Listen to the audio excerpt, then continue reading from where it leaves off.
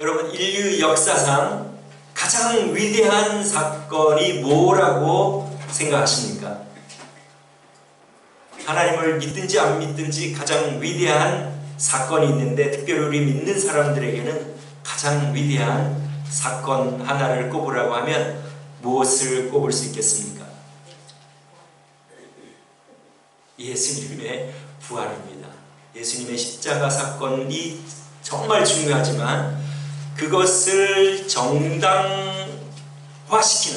그것에 정당성을 주는 것은 바로 예수님의 부활이기 때문에 그렇습니다. 만약에 예수님이 십자가에서만 돌아가시고 부활하지 않으셨으면 그 십자가의 사건은 우리에게 아무런 의미가 없는 것이 되기 때문에 부활이 중요합니다. 왜냐하면 부활하지 않고 하나님의 아들이 아니라면 예수님이 십자가에 돌아가신 것은 한 인간이 죽은 일에 불과하기 때문에 우리 모든 인류의 죄를 담당할 수 없고, 할 수 있으면 한 사람 할 수 있겠죠. 어떤 사람을 위해서 죽는다고 하면. 그러나 우리 모든 인류를 위해서 죽으신 것이 아닙니다.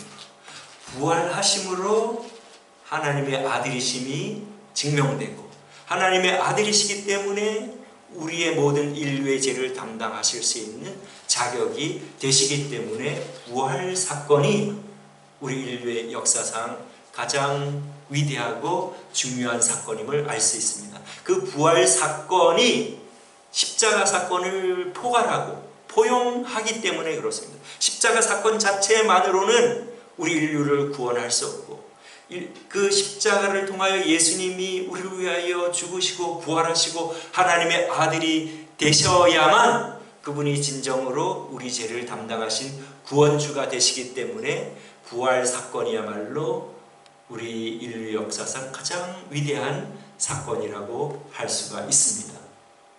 이 예수님의 부활을 최초로 목격한 사람이 누구입니까? 오늘 우리 본문에 봤죠. 아마 어떤 사람들, 잘 모르는 사람들은 예수님의 제자들이 예수님의 부활을 처음 목격했을 것이 아닌가, 그렇게 생각할 수 있지만 오늘 우리가 본문을 읽은 대로 여자들이 예수님의 부활을 처음 목격하는 것을 보게 됩니다. 왜 예수님께서 제자들이 아니라 여자들에게 부활하시는 그 첫 장면을 그들에게 보이시고 그들에게 그런 특권을 주셨습니까? 제자들은 모두 도망을 갔기 때문에. 그리고 이 여자들이 어떤 사람입니까? 십자가에 못 박히실 때 그 옆에서 보고 있던 여자들입니다. 그리고 아리마대 요셉의 무덤에 장사 지낼 때에, 아리마대 요셉이 자기의 무덤에 장사 지낼 때 또 거기서 지켜보던 여자들입니다. 그리고 또 이 여자들은 안식 후 첫날 새벽 미명에 예수님에게 향품을 바르러 갔던 사람들입니다.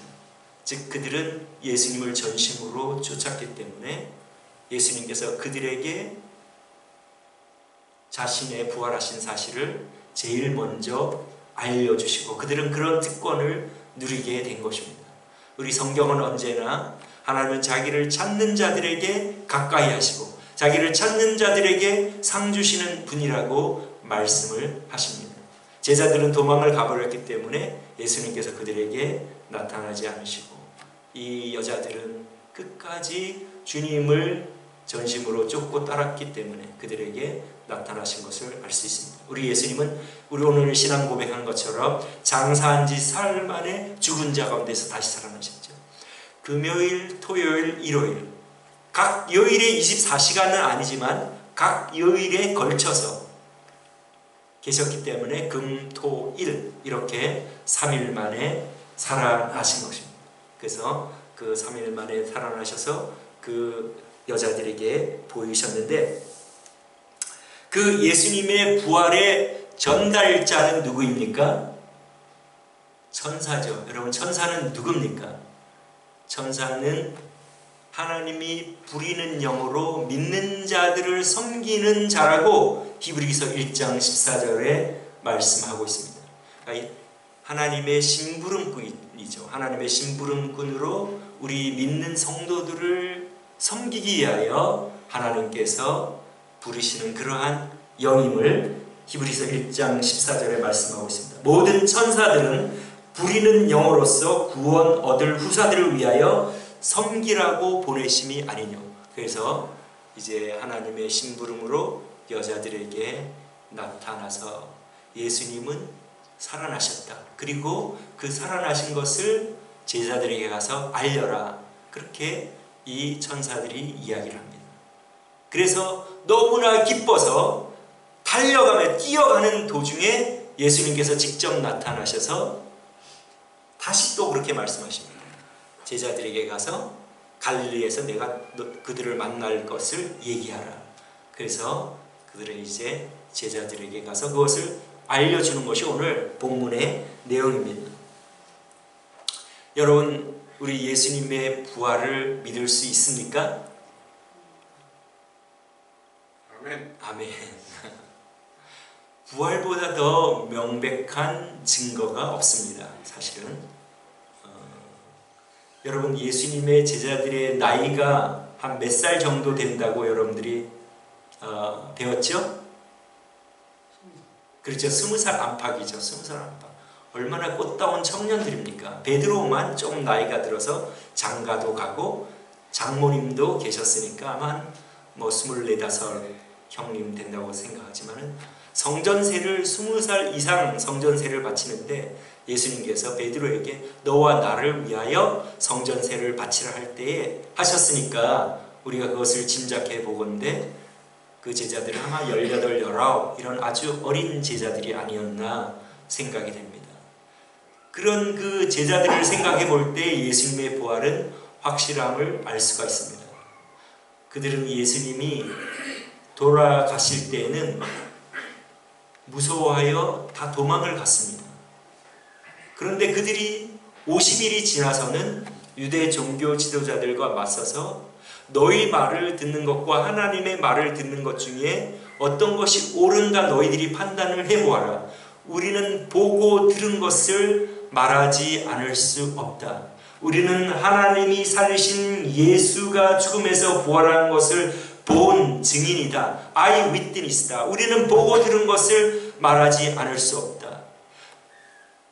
얼마 전 50일 전에는 자기의 목숨을 부지하기 위하여 도망갔던 제자들이 50일 지나서는 자기들의 목숨을 쥐고 있는 유대 종교 지도자들과 맞서서 싸웁니다.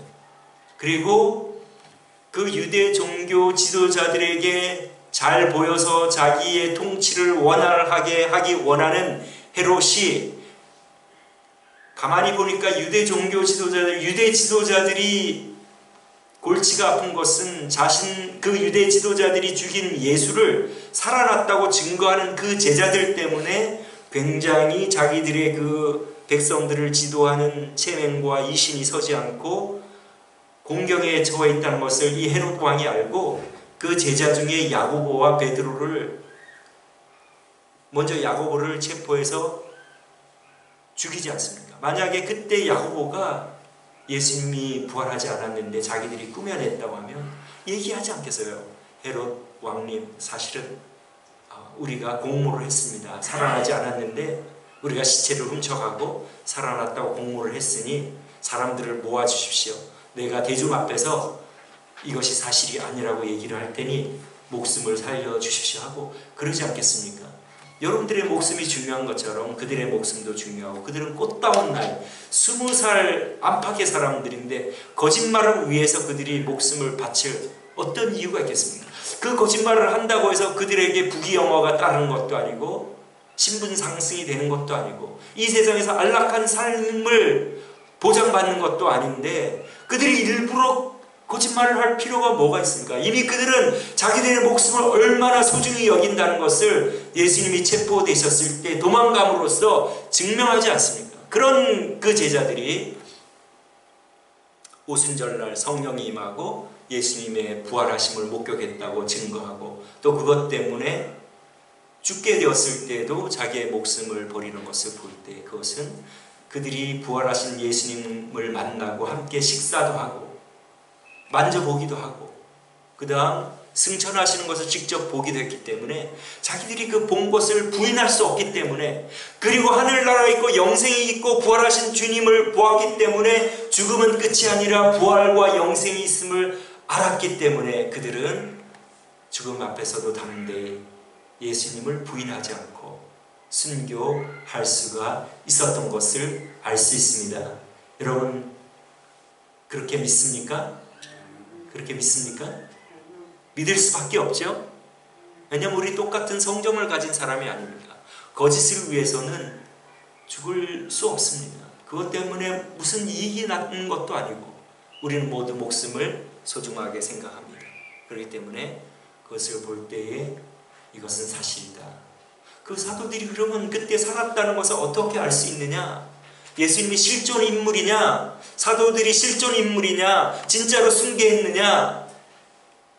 여러분 그 교회가 증거입니다. 여러분들이 지금 앉아 계시잖아요. 우리 여기 교인, 하나님을 믿는, 예수님을 믿는 무리들이 교회인데, 모임이 교회인데 우리 교회뿐 아니라 세계 곳곳에 지금 교회에서 예배를 드리고 하나님을 섬기지 않습니다. 여러분 교회의 기원이 무엇입니까? 여러분 어느 문헌이나 어떠한 자료나 어떤 역사적인 머티리얼이 제자들의 복음 증거 외에 다른 방법으로 세워졌다는 어떤 증거들이 있습니까? 그런 거 여러분들이 들어보지도 못했잖아요. 이 성경을 통하여 이 사도행전에 예수님의 부활을 목격한 제자들이 오순절날 성령이 임했을 때에 베드로가 일어나서 너희들이 죽인 예수를 하나님이 살리셨고 우리가 그 증인이다. 그래서 그들이 마음에 찔려서 그럼 우리가 어떻게 해야 되느냐? 그렇게 질문했을 때에 베드로가 예수님을 믿고 죄의 사함을 받고 세례를 받으라 그렇게 말해서 그들이 3,000명이나 구원을 받고 예루살렘 교회가 시작되지 않았습니까? 그 외에는 교회가 시작된 기원이나 어떤 문헌이나 어떤 증거도 없습니다. 그러니까 오늘날 교회가 있는 것은 사실이지 않습니까? 우리 지금 뺨을 때려본 여러분들이 지금 여기 앉아있는 것이 리얼리티, 현실이 아닙니까? 실제가 아닙니까?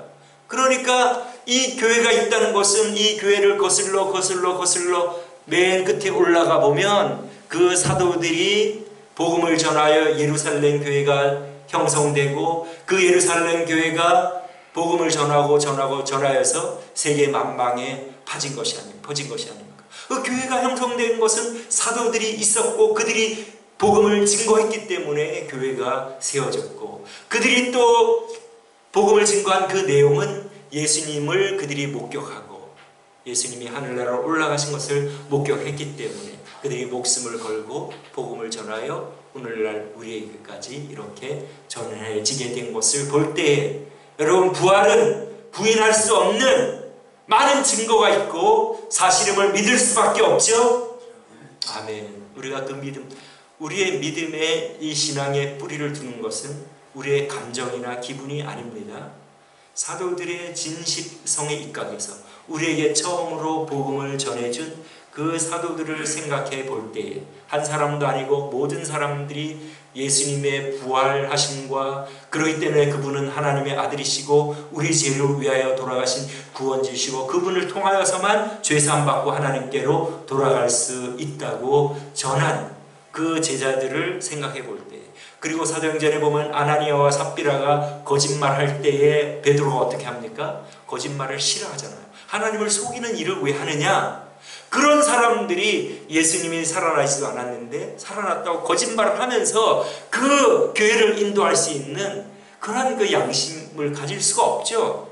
그리고 그들이 행한 행적들을 볼 때에 그들은 그 어마어마한 거짓말을 할 필요가 없고 어떤 정당성도 없고 예수님이 살아나시지 않았으면 그들이 목숨을 걸고 예수님을 전할 아무런 이유가 없음을 우리는 생각하게 될 때 우리의 믿음을 그 사도들의 신앙 고백 하에 둔다 해서 우리가 사도신경도 암송을 하는 겁니다. 이 사도신경을 물론 제자들이 하진 않았지만은 제자들이 믿는 그 믿음을 취합해 가지고 그 고백을 하는 것입니다. 그러니까 우리의 믿음은 다른 어떤 것에 근거한 것이 아니라 우리에게 최초로 예수님을 전해준 그 사도들의 그 고백에 근거한다 해서 우리가 신앙 고백을 하는 것입니다. 그러니까 우리의 감정이나 생각이나 그런 경험에 믿음의 뿌리를 두는 것이 아니라 최초로 예수님을 전해준 이 사도들의 신앙, 그들이 전해준 말이 진실함을 우리가 믿을 수밖에 없다고 인정하고 아멘으로 받아들여서 우리가 믿는 사람이 된 것입니다. 여러분 동의하십니까? 아멘. 그럴 때만 흔들리지가 않습니다. 우리가 흔들리고 의심이 들 때 우리가 찾아가 볼 것은 사도들입니다. 우리에게 처음으로 복음을 전해준 그 사도들, 그 20세 전후의 그들이 예수님을 전하다가 죽어간 그 사실, 그것 때문에 어떤 것도 남는 것이 없는데, 어떤 것도 그들에게 혜택이 있는 것도 아닌데 그것을 전하고 생명을 살리는 일이기 때문에 주님의 부탁을 받아서 너희들이 천하의 복음을 전하라는 그 말씀에 순종하여 그들은 자기들만 영생을 누릴 것이 아니라 하나님을 떠난 사람들을 예수님을 통하여 하나님께 돌아오도록 그들은 그것에 순종하여 복음을 전하였고, 우리는 그들의 전하는 그 메시지가 진실함을 우리가 고백하고 성도가 된 것입니다. 여러분 맞지요? 아멘, 아멘, 할렐루야. 자, 오늘 그러면 이 부활이 주는 의미는 무엇입니까? 사도들이 이 세상이 끝이라고 하면 자신들의 목숨을 주었겠습니까? 예수님이 부활하심으로 부활의 첫 열매가 되시고 우리도 부활하고 영생을 누릴 것이라는 소망을 주는 것이 바로 이 예수님의 부활 사건입니다. 저는 그것을 믿습니다. 여러분 그것을 믿습니까? 아멘. 오늘 우리 말씀을 통하여 또 우리 배울 수 있는 교훈은 성경은 진실을 기록한 책이다. 처음 예수님을 목격한 사람이 여자라는 것은 그 당시 문화로서, 그 당시 시대 상황으로서는 파격적인 것입니다. 그 당시에 여자의 증언은 법정에서 증거로 채택되지가 않습니다. 그리고 계수에도 넣지를 않습니다. 우리 성경을 읽으면서 구약 성경에 사람들을 계수할 때 모두 남자만 계수하지 않습니까? 구약뿐 아니라 예수님 당시에도 보리떡 5개와 물고기 2마리로 5,000명을 먹이셨을 때에 남자만 계수하는 것을 볼 수 있지 않습니까?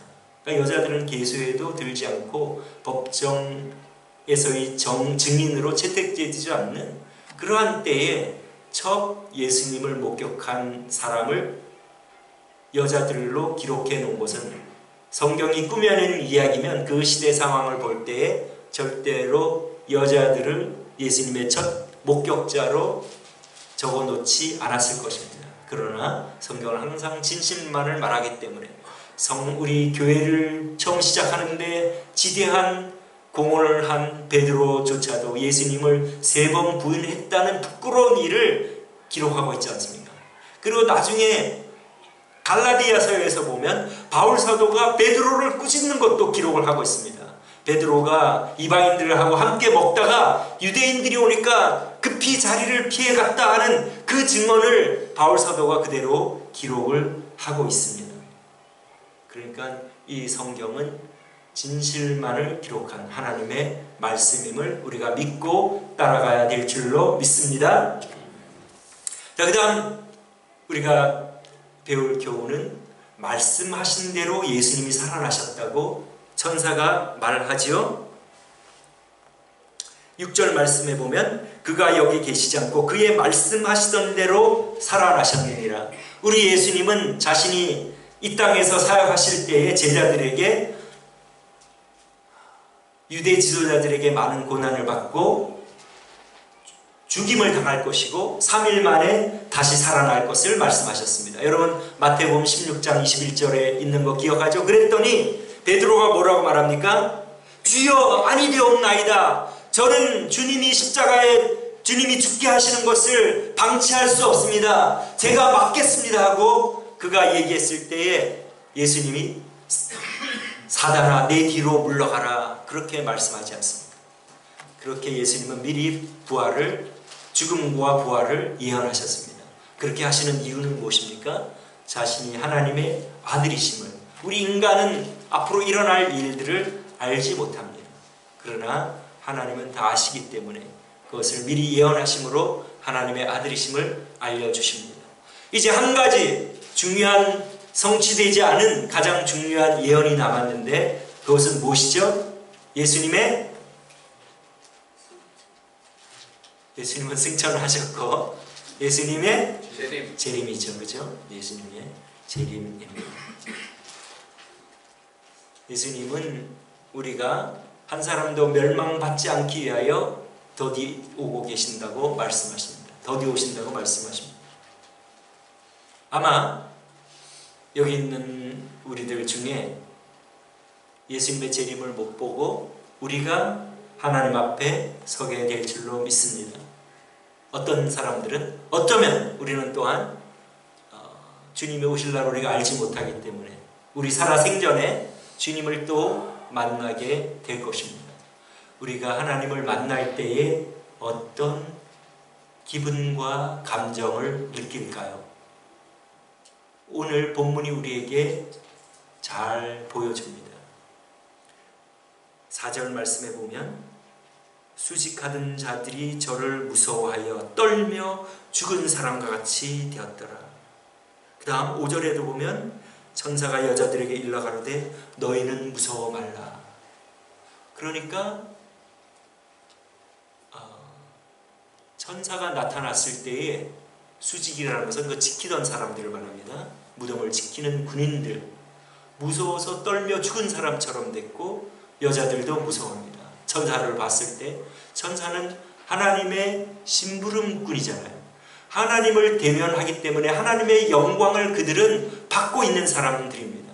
그리고 하나님의 심부름꾼이기 때문에 그들이 나타났을 때 하나님의 영광을 반영하는 사람들이기 때문에 번개 같다고 그렇게 지금 기록하고 있지 않습니까? 3절 말씀에 그 형상이 번개 같고 그 옷은 눈같이 희거늘. 그 하나님을 대면하는 사람들은 광채가 나는 것입니다.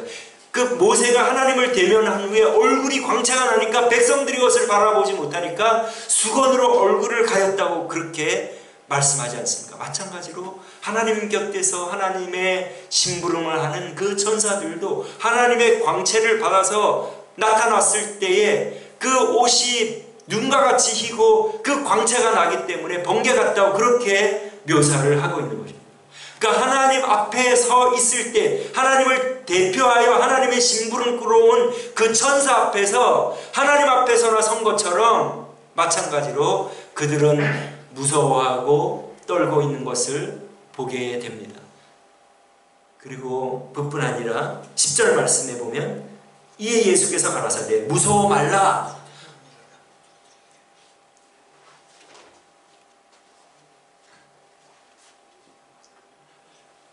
마찬가지로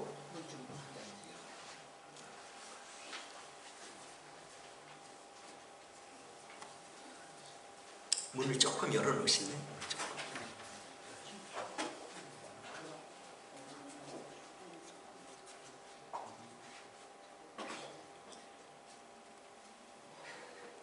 예수님을 만난 이 여자들도 무서워했기 때문에 예수님이 무서워하지 말라 하는 것입니다.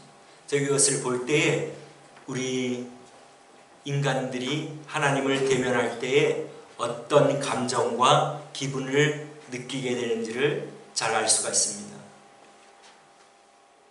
이 무덤을 지켰던 군인들은 하나님을 대면했을 때, 물론 천사들을 대면했지만 하나님의 영광을 캐리하는, 하나님의 영광을 가지고 있는 그 천사를 대면했을 때 그들은 죽은 사람처럼 되었다. 믿지 않는 사람들이 하나님을 대면할 때에 이러한 기분입니다. 하나님께서는 살아생전에 이 모양 저 모양으로 하나님을 믿을 수 있는 수많은 기회를 주시지만 그때까지 하나님을 믿지 않고 자기 영광을 구하고 자기가 원하는 대로 살아가는 사람은 바로 이런 기분을 느끼게 될 것입니다. 아, 하나님이 계시구나. 왜 내가 하나님을 믿지 않았던고. 그러면서 자기 스스로가 얼마나 죄인임을 깨닫게 되기 때문에 이 군인들과 같이 무서워하게 될 것입니다. 그리고 우리들도 마찬가지입니다. 죄인된 우리가 하나님을 뵙게 될 때에 이사야 선지자가 내가 죄인으로서 하나님을 배웠다. 나는 죽게 되었다. 그렇게 고백하는 것처럼 우리도 하나님 앞에서는 우리의 연약함과 부족함 때문에 우리는 무서워하고 두려워하게 될 것입니다. 그러나 차이점은 5절 말씀에 천사가 여자들에게 일러 가로되 너희는 무서워 말라. 너희는 무서워 말라. 하나님을 뵙는 우리가 두려워할 때에 하나님께서 두려워하지 말라. 너는 나의 아들 예수 그리스도 나의 아들의 보혈을 믿었지 않느냐. 너희는 무서워하지 말라. 무서워할 필요가 없다. 그 말씀하시는 거죠. 10절 말씀에도 마찬가지로 예수께서 가라사대 무서워 말라. 하나님께서는 예수님을 쫓고 따르고 믿는 자들에게 위로해 주시고 안심을 시켜주십니다. 그러나 그 군인들에게는 안심을 시켜주시는 말씀이 없습니다. 너희는 무서워 말라.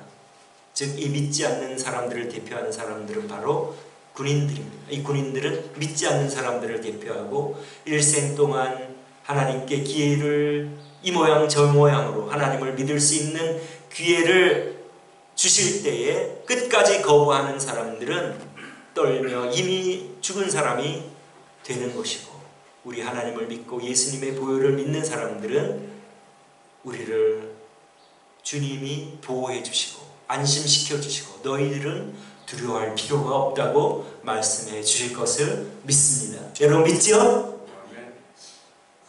진실하게 우리가 믿는 사람은 하나님께서 보호를 해 주십니다. 많은 사람들이 교회를 다니고 어떤 사람들은 교회를 다니는데 하나님을 믿지 않는 사람들처럼 보이는 사람들도 있습니다. 그런 사람들을 하나님께서 인정해 주실까요? 우리 하나님께서 예수님을 보내주신 이유는 죄 사함을 받기 위함입니다.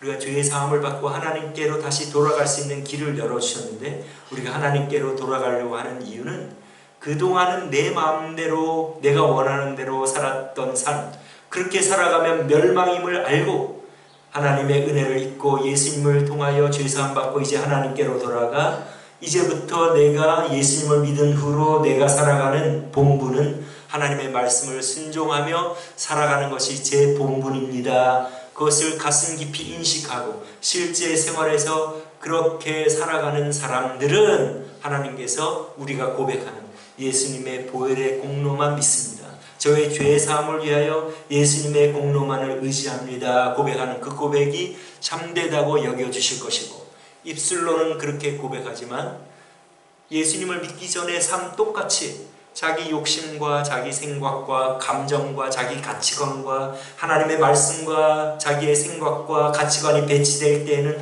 하나님의 말씀은 따로 제쳐두고 자기 기분대로 자기가 원하는 대로 살아가는 사람들을 하나님께서 인정해 주시겠느냐? 예수님의 대답은 노입니다. 나더러 주여 주여 하는 자마다 다 천국에 들어갈 것이 아니라 하늘에 계신 내 아버지의 뜻대로 행하는 자라야 들어가리라. 그러니까 기본적인 그 마음의 태도에서 이제부터 그동안 죄라는 것은 그동안에 내 마음대로 살아갔던 것인데 이제는 나를 창조하신 아버지 하나님께 내가 순종하기 위하여, 그런데 하나님께 돌아가기 위하여는 죄 사함을 받고 내 죄의 형벌을 내가 감당해야 되는데, 내가 그 형벌을 감당하면 이미 나는 죽은 목숨이니 하나님이 나를 사랑하셔서 그 죽음의 형벌을 아들에게 맡기셨으니 내가 그 예수님의 공로를 의지하여 하나님께 돌아가서 이제는 내 마음대로 살았던 그 죄악에 하나님과 상관없던 그 삶에서 돌이켜서 하나님께 순종하면서 하나님과 관계하면서 살아가겠습니다. 그렇게 하는 사람이 진심으로 예수님을 믿는 사람이고, 그리고 그 후로부터 실제 생활에서 항상 하나님을 생각하고 이 내 생각이 하나님께 합당한 것인가? 내 이 행동이 하나님께 합당한 것인가? 그것을 항상 생각하면서 그렇게 순종하면서 살아가는 사람은 그리스도인이고, 그렇지 않은 사람은 그리스도인이 아니다. 그러면 딜레마가 있죠. 야, 나는 예수님을 진심으로 믿고 내 본분은 하나님의 말씀을 순종하는 것을 내가 믿고 그렇게 생활하고 스트라이브, 힘쓰고 애쓰는 가운데서 내가 때로는 육신이 연약하여 다투기도 하고 순간 미워하기도 하고 하나님 말씀대로 못 사는데 어떻게 하죠? 그때마다 우리가 회개하면요, 우리 하나님께서 우리에게 회개하는 그러한 도구를 장치를 주신 거예요. 다시 하나님께로 돌아가 순종하며 살아갈 수 있도록. 그렇기 때문에 우리 예수님께서는 베드로가 질문할 때 내가 7번 정도 용서하면 되겠습니까? 7번씩 7번이라도 하라. 우리 주님이 자기가 하지 않는 것을 우리 인간에게 하라고 명령하실까요? 그러지 않죠. 자신이 우리를 용서해 주기 때문에 그렇게 말씀하신 거죠. 그래서 우리는 기본적인 마음의 자세에서 하나님의 말씀을 순종하며 살아가는 것이 제 본분입니다.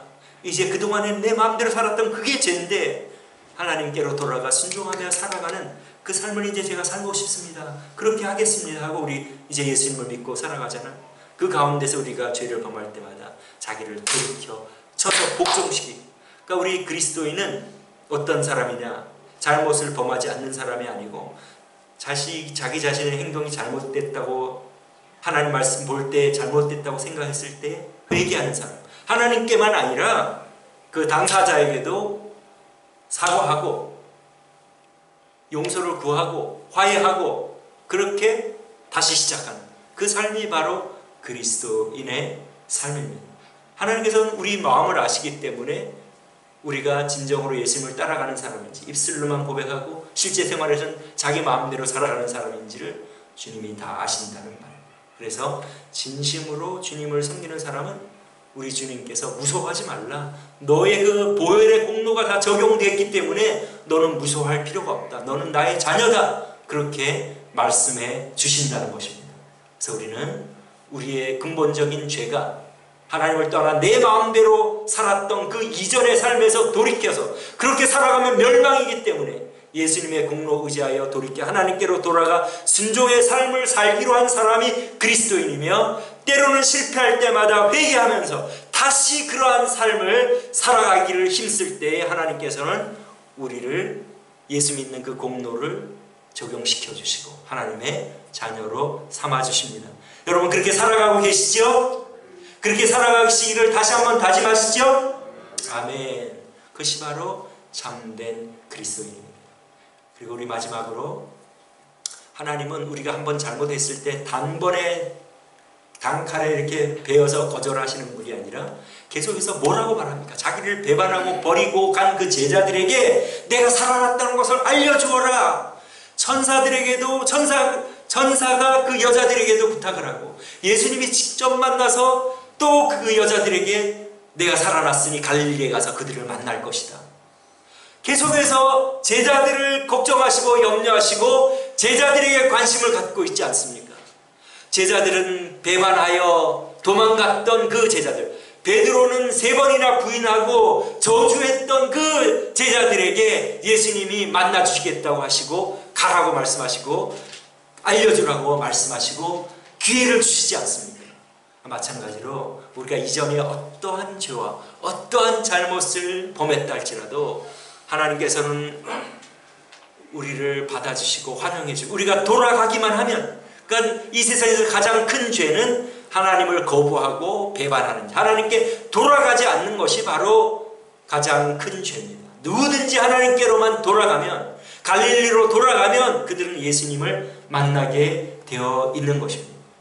여러분 믿습니까? 우리는 이런 하나님, 이런 예수님을 믿습니다. 그래서 우리가 실수하고 실패할 때에도 그저 염치불구하고 하나님께 죄송하다고 하고 다시 주님의 말씀대로 살기를 힘쓰는 삶, 그것이 바로 예수님을 믿는 삶이고 그것이 바로 부활의 소망을 가진 참된 그리스도인의 삶임을 여러분 믿고 그렇게 생활하시기를 주님의 이름으로 축원합니다. 기도하겠습니다.